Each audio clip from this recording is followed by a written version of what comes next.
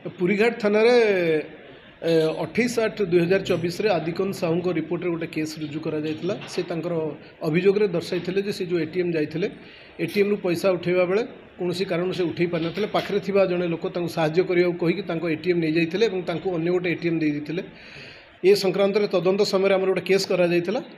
Case रो तदंत समय हमर जे अभियुक्त जे हमर जी राजाराव तांको आमे गिरफ करिचु एवं तांको पाखरु 98 गोटी सिम एवं जो टंका तांकर 40,000 जाइतला ता भितरु 20,000 नगद टंका मध्य जबत करा जाइछि। तांको आज गिरफ करा जाइछि। आज तांको कोर्ट चालान करा जिवो।